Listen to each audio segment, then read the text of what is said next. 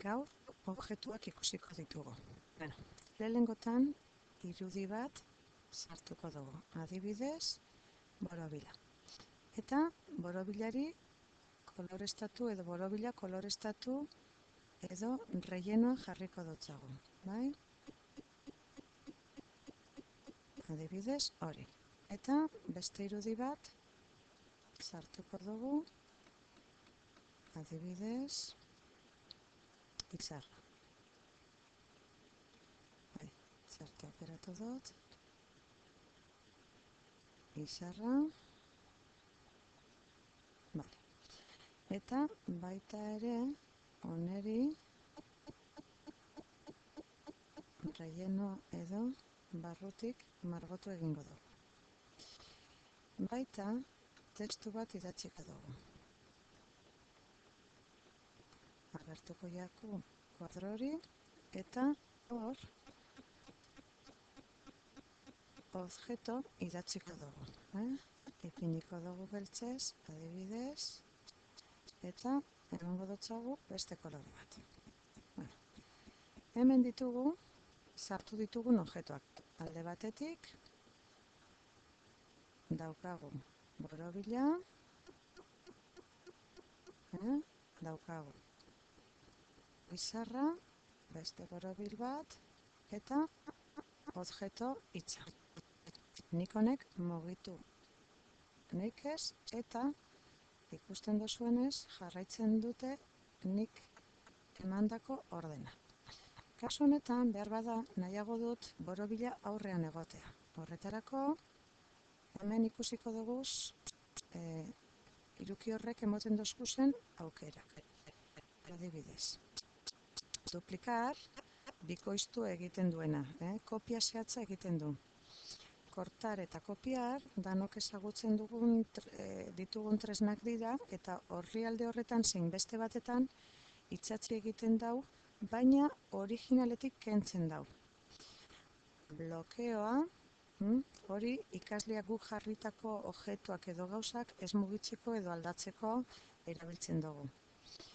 Daukagu voltear, hau da, izquierda-derecha edo arriba-abajo, buelta emoteko, eta ordenar, hau da, guk aukeratuko duguna. Hau da, gu borobila nahiago dugu aurrean egotea.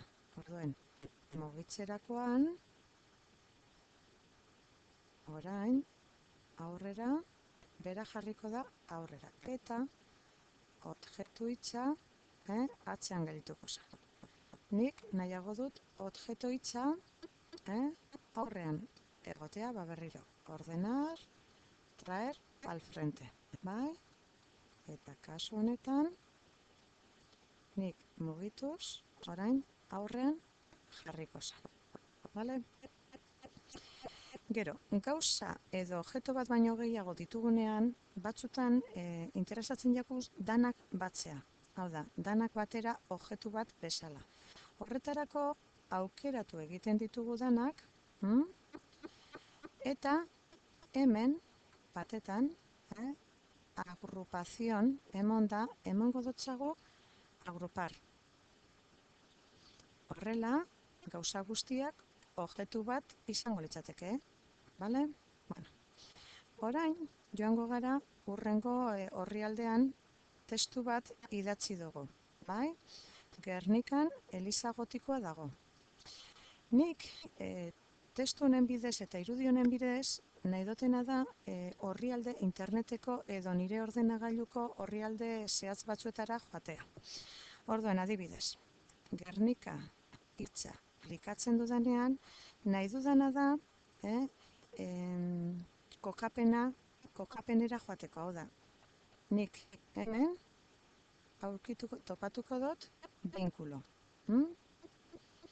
Binkulo horretan, hemen agertzen jaku helbide bat. Nora nahi dugun txertatu edo norek zeinekin nahi dugu esteka egin, ezta? Horra, joango nintzateke, eta adibidez, Google Mapsen orrialdera jakitzeko Gernika non dagoen kokatuta. Orduan, egingo nukena da, kopiatu. Ctrl C edo kopiar, eta joango nintzateke ona, eta itsatsi egingo nuke, bai? Aceptar. Ikusten duzuenez, hemen agertzen da munduko bolatxo bat, Gero daukagu hemen musika, bai? Musika hau ere, nahi dugu binkulo bat, musikari binkulo bat jarri, baina, kasu honetan, pagina web barik artxibo destekipo, hau da, nik nire ordenagailuan gordeta dudan artxibo batera. Bai, hemen, esango dotzat, non dagoen, examinar, eta ruta markatuko dotzat. Mi musika, eta aukeratuko dut adibidez hau, bai? Aceptar. Bueno, hemen ikusten duzue, iniciar haciendo clic en icono de esquina edo objeto, bai? Kasu honetan, icono de esquina. Ikono de esquina emonda, hemen agertzen da ikono bat, hemen bezala. Orain, beste musika bat daukagu, baina oneri egingo dotzaguna da ikusteko ezberdintasuna sonido, bai? Kasu honetan, sonidora emoten badotzagu gure ekipoko artxibo batera eramaten gaitu eta ruta emonda, adibidez hau, aceptar. Bai? Bueno, hemen ikusiko dozuez, ikono ezberdina dauzela. Hau, borobila, lehen esan dugunez, pagina web edo internetera eramaten gaitu. Musika honetan, bebai, pagina web, baina ze ezberdintasuna dago, klip honekin eta altabosakin. Bueno, klik honen bidez, egiten duguna da erreproduktorea ateratzen jaku. Eta honekin, zuzenean musika entzuten da. Gero ikusiko dugu. Gero, daukagu beste irudi bat. Irudi honetan, ni nahi dutene da txertatu edo baita binkulo bat jarri, eta nahi dutena da, adibidez, Gernikako orrialdera lotu. Eta hor, dauzen bizita gidatuak edo Ctrl C emonda, kopiatu edo itsatsi egingo nuke helbide hori, bai? Bueno, orain, egingo duguna, bueno, lehen egin dodanez, kendu egingo dut, binkuloa ikasteko zuek, borratu lehenengotan begira, kenduko dotzat binkuloa eta gero borratu zuek ikusteko. Eliminar binkulo, bai? Eta orain itsatsi edo borratu egingo dut. Bale. Orain nahi dudana da bardin egitea, baina idatziz. Nik orain rotulkiarekin idatzi egingo dut objektu bat, testu bat.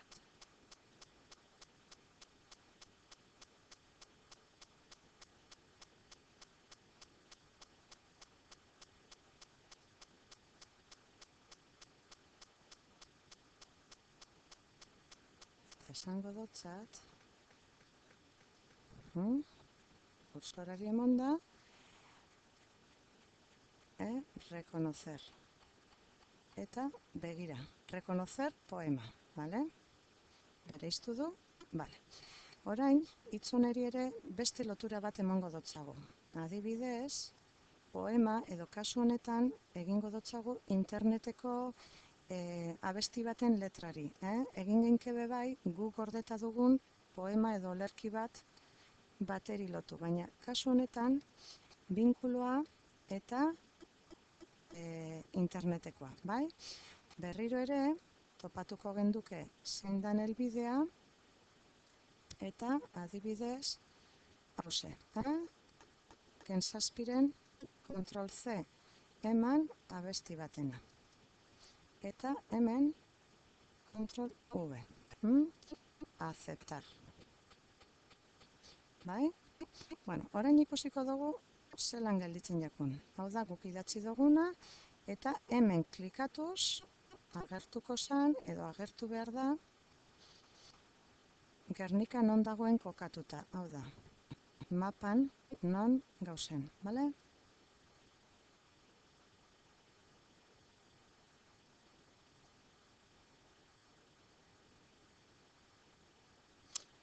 Oso ondo. Bale, orain, bigarrena kokatuta musikarena, ikusiko lehen esan dugun moduen, erreproduktorea agertuko da eta nik jarritako musika joko zuen.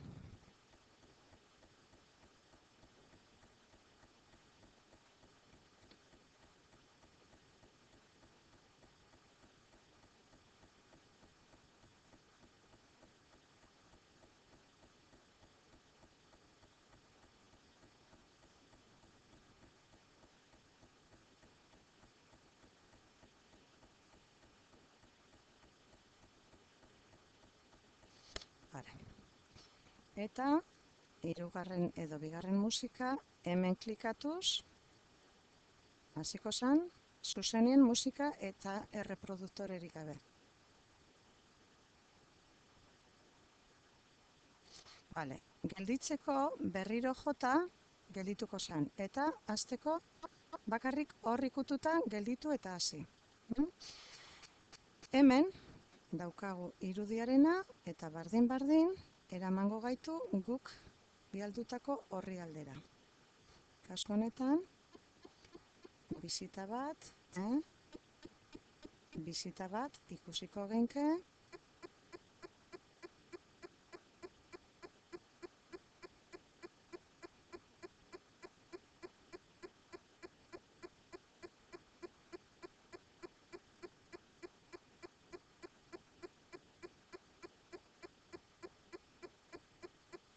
Zabalduko zen, horria, behar bada hau baino arinago.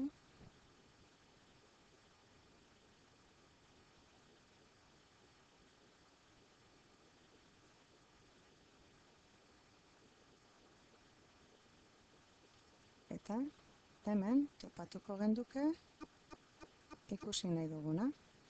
Kasu honetan, Santa Maria Eliza barrutik. Bai? Egingo nuke nik botoiarekin edo bera bakarrik patsatzea. Bai? Eta azkenik poema. Jarri dugun tokian eman da berriro ere interneteko orrialde batetara eramaten gaitu. Kasu honetan Ken Zazpiren abesti baten letra entzuko edo ikusiko genke. Bai, Gernika, Ken Zazpi. Bai.